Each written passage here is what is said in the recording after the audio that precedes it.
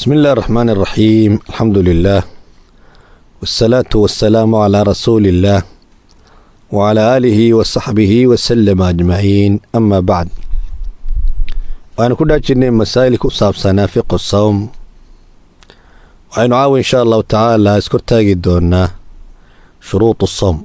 شروطه لا شرطيه قفك الصوم معي أو كواجبايه ولا شرطي ويان.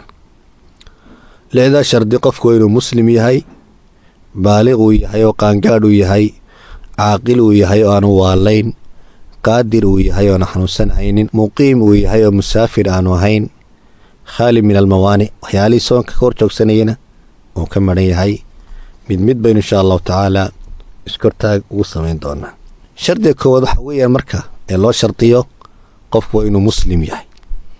أما دو قال يهي قال كاسون كاستحي مايو منا كل لازمايو إنه حد صوم إلى شهادتينكي ولي مادو وإسلام نماد أي صومكو كو أنصح يا شرطي واحد. هدي مركا لو أيو إسلام نمادي صون ما أنصح أيو آخره والله هشتا ولو إقابيا ولو عذابيا على تركه بالو عذابيا. صبت محيطها كفارتو ومخاطبون، laakiin haddana markii la fiirinayo soonka iyo asixitaankiisa maxaa shardi u haddana inuu qofku muslim yahay ayaa shardi u ah. haddii la waayo qofkii soonkii ka ansixi maayo mana ka guday. qodobka labaad ama shardiga labaad ee qofka loo shardiy waxa weeyaan waa albuluuq, waa qaangaadh weeyaan. hadduu qofku yahay ilmo yar oo aan qaangaadhin soonkii waajib ku noqon maayo. ورسولك الله عليه الصلاة والسلام رفع القلم عن 3 صدق قلو وحا لغا قرا وا لغا رفعين. وحا كميدا مركا عن السبي حتى يحتلم المهير إلى أوقان قاعدو صونكي واجب كن نقن ماي. لكن وحا للربا دادك ولي قوة إني أمران وإفران صونكا إنو صومو مركو أود إنو أودو أي كم وقت. رسولك عليه الصلاة والسلام مركي لو واجبيه يوم عاشوراء صحابة يددكي أيو فرين ودرا وحو قفكي وابريستي سغو صومنا صومكي سعدا ميسترت قفكي سوا أفران وابريستينا انت كهدي مالنتا هالصومنا هذا. أنصارتي صحابة مركي وحي سميين يقنوا ويصومين المهو دينا محي كدقين قار صومن بي كدقين أو يخطها بريين. haddii ay gaajoodaan ooyaana waxoogaa lucaba iyo ciyaaro yaryar ay u samaynayeen ilaa marka dambe ay ka mashquulinayaan marka gaajada ilaa laga gaadhay xilliga afuritaanka. marka waxaa la rabaa ilmaha yaryar in lagu carbiyo oo lagu tababaro maalin soon, beri soon, khamiista soon, jimcaha soon, labada maalin fasaxa tahay soon in lagu carbiyo ayaa la rabaa. qofka markaa qaangaadhkiisu muxuu ku sugnaadaa? qaangaadhkiisu ku sugnaadaa dhowr xaalo ayuu ku sugnaadaa oo 3 xaalo ayaa qofkii laba qaangaadhkiisa ku sugnaanaya. haddii dhadiga ay tahay oo haweeney ay tahayna hal xaala u dheeriya. xaaladda koowaad ee labiya dhadigba ay ku qaangaadhaan waxa weeyaan waa inzaalulmani, qofkii in manidii iyo shahwadii ay ka timaado ama hurdaa kaga timaado ama soo jeed ha kaga timaado. oo waxyaalaha la dhaadin ayay ka mid tahay. ilmahana lagama warhayo, macnaha lagama warhayo. dadkuna inta badan lama sheekaystaan, laakiin waa in cilmi ahaan loo baro weeyaan.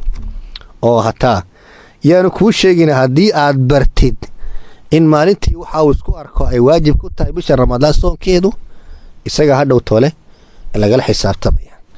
marka waa in la baro gabdhaha iyo wiilasha labadaba la baro hadday isku arkaan mani iyo biyo isku arkaan inay qaangaadheen in la baro. shayga labaad ee ay ku qaangaadhaan bini'aadanku waa inbaatu shacar, waa in tintii hoose qofkii wuxuu noqonaya isaguna qof qaangaadhay ayuu noqonayaa. reer bani qurayda markii la leynayey ee la gumaadaya rasuulku uu ku xukumay in la laayo Sacd ibn Mucaad, uu xukumay waxyaalihii lagu kala saarayay qaangaadhkooda iyo kaan qaangaadhin waxaa laga fiirinayay tinta hoosaa laga fiirinayay, caanada laga fiirinayay. faman anbata shacar qutila waman lam yunbit lam yuqtal. saasaa markaa loo kala saaray. waxyaalahay ku qaangaadhaan waxaa ka mid ah oo bilaadan ku qaangaadhaan oo shayga saddexaada in qofkan 15 sannadood ay u dhammaato. 15 sannadoodna waa 15 sano oo qamariya weeyaan. 15 sano oo miilaadiya maaha.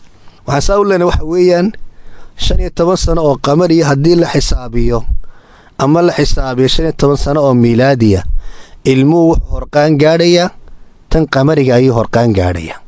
limaada uu horqaan gaadhaya? horqaan gaadhaya weeyaan habeenka qamariga ah sanadka wuxuu ka kooban yahay 354 habeen ayuu ka kooban yahay. habeenka miilaadigan wuxuu ka kooban yahay 360 habeen ayuu ka kooban yahay. maxaa soo baxaya marka oo dheeriya? 6 habeen baa dheeriya. markay biirto markay u yar tahay waxay leeyihiin culimmadu 30 sano ee miilaadiga ah waxaa ka soo dhex baxa 1 sano oo qamariya ayaa ka soo dhex baxa. oo tan miilaadiyada markii loogu xisaabiyo ninka 30 sano jira wuxuu jiraa maxay 31 sano oo qamariya ayuu jiraa. waxaad ku garan kartaa qur-aanka waxaa lagu sheegay asxaabul kahfi intay ku jireen godka, walabithuu fii kahfihim 300 siniin wasdaaduu 9. haddaynu miilaadiga ugu xisaabino meesha waxay ku jireen waxa weeyaan waa 300 sannadood weeyaan. haddii laakiin aynu qamariga ugu xisaabino waxay ku jireen waxa weeyaan 309 sano ay ku jireen. 300 sano maxaa ka soo dhaxay markaas? 9 sano ayaa ka soo dhex baxday. ilmaha markii taariikhdooda la qoraayo waa in loo qoro tan qamariga loo qoro weeyaan. sababtoo ah waajibaadka ilaahay tabaaraka wa tacaala uu saaray waxay ku fuulayaan tan qamari ku fuulayaan, tan miilaadi ku fuuli maayaan ayaa laga yaabaa. anigu waxaan xisaabiyey wiil aan dhalay ayaan xisaabiyey. waxaa u dhaxaysay maalintuu qamariga ku qaangaadhay iyo markii uu ku qaangaadhay miilaadiga muddo 6 bilood ku dhadhow ayaa u dhaxaysay. macnaheed maxay tahay marka? ninkani 6 bilood ka war buu qaangaadhay. haddaan miilaadiga u xisaabiyana muxuu qaangaadhayaa? 6 bilood kadib waa qaangaadhaya. marka in la fiiriyo muhiim weeyaan. shardiga afraad ama shayga afraad baan u jeedaa ee dumarka u gaara ee ku qaangaadhaan waa xaydka weeyaan. waa weynada hadday xaydo da'day doontaan noqotay xaydkii la yaqaanay xaydo waxay noqonaysaa mid qaangaadhay bay noqonaysaa. waa arrintaasina waa arrin mujmaun calayhiya weeyaan. maxaa la yeelayaa haddii gabadhi ay tahay gabadh yar oo jilicsan oo soonkii baan awoodin haddana ay xaydo ay qaangaadho? maxaa laga yeelayaa? biidnillahi tabaaraka wa tacaala gadaal ayaynu ka arki doonaa. laakiin waxaynu ka hadlanaa hadda maxay tahay? waajibkii fuulaayey ma fuulaya? hadday qaangaadha gabadhii yarayd oo 9 jira oo xayday waajibka fuulaya mise ma fuulayo? taasaynu ka hadlanaa. haddii awoodi weydo maxaa laga yeelayaa? gadaal baynu insha allahu tacaala ka arki doonaa. shardiga saddexaad ee loo shardiyo qofka soomaya waxa weeya waa caqliga. qofka hadduu waala yahayna soon laguma laha. sababtu maxay tahay? soonku wuxuu u baahan yahay niyo u baahan. qofkan waalana niyo haba yaraatee ma laha. kol haddaanu niyo lahayna soonna ka ansixi maayo, cibaadana ka ansixi mayso. qofka waalan waxaa la mida qofka weyn ee gaboobay ayaa la mida, ee caqligiisii isbedelay ee uu guuray baa la mida, ee hadee ku dhacay ama lamariirowga sida maxay dhaafay qaarkood lagu dhaado ay ku dhacday ayaa la mida. takliifka oo dhan baa ka tegey khalaas. wuxuu la mid markaas ilmo yar oo tamyiizkiiba weli aan gaadhin ayuu la mid yahay, waxba ku waajibi maayaan. shardiga afraad waxa weeye waa alqudra. qofku waa inuu awood u leeyahay inuu soomo. waxaa ka mid a matalan qofkan wuu xanuunsanaya, safar buu ku jiraayo colays kale ayaa haysta. cajziga noocaasoo kale wuxuu noqonayaa cajzi qofkan ada aanan ugu waajibinahayn soonkii ayuu noqonaya. cajziguna waa 2 qaybooduun weeyaan. cajzi qofkan la filaayo ama la rajaynayo inuu zuulo la rajaynayo, waa sidii qof xanuunsanaya oo kale caafimaadkiisa la rajaynayo, amaba qof safar oo safarkiisa inuu dhammaado la rajaynayo, iyo qof cajzigiisa haba yaraatee inuu meesha ka bixi doono aan la rajaynahaynin, iyo qof gaboobay oo kaleo dee dib inuu soo noolaado oo u soo xoogaysto aan la rajaynahaynin weeyaan. qofka noocaas oo kale marka isagana axkaam buu leeyahay gaara. labadu marka axkaamta ay leeyihiin iyo soonkooda si ka yeelayaan gadaalba insha allahu tacaala inooga iman doonta. shardiga lixaad oo u dambeeya waxa weeyaan alkhuluwu min almawaanic. qofka soonku waajibayo wixii ka mancinaya soonka waa inuu ka manay.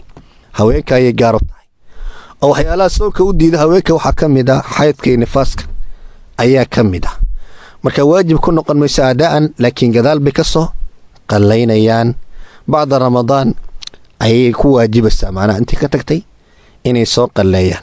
haweenkuna waa inay iska fiiriyaan oo marar badan waxa dhacda in caado ay ku dhacdo kadibna soonkii sidaa ay kaga tago, laakiin soo qallaynteeda iska noqoto shay dayacanta badan ay iska noqoto.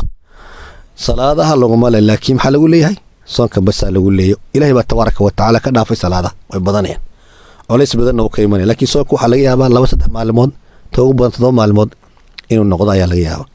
laakiin 7 maalmood haddii salaada soo qalle la yidhaahdo, ugu yaraan 5 salaadood ayaa meesha ka dhalanaya. shuruuddaasa marka loo shardiyaa qofka saa'imka inuu helo, markaasay waajib ku noqonaysaa oo soonkii ku waajib noqonaya. allah tabaaraka wa tacaala hayna waafajiyo wixii khayra, wixii xumaanana allah tabaaraka wa tacaala haynaga duwo. subxaanaka allaahuma wabixamdik ashhadu an laa ilaaha illaa anta astaqfiruka waatuubu ilayk.